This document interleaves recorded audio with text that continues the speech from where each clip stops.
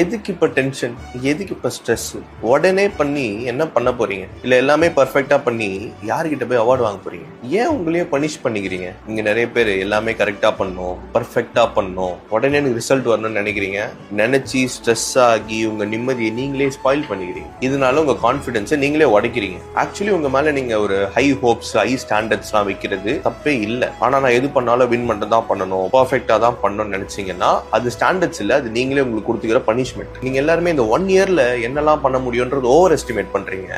அதனாலதான் இந்த stress, anxiety எல்லாமே வந்து ஒரு மாதிரி செல்ஃப் டவுட்டோட உட்காந்துக்கிட்டு இருக்கீங்க, பீஸே இல்லாம. ஆனா சீக்ரெட் என்னன்னா, உங்களால இந்த 10 இயர்ஸ்ல நீங்க நினைக்கிறத விட பெரிய விஷயத்தெல்லாம் அச்சீவ் பண்ண முடியும், நினைச்சதை விட அதிகமா. ஸோ டைம் கொடுங்க, என்ன ஆயிட போகுது?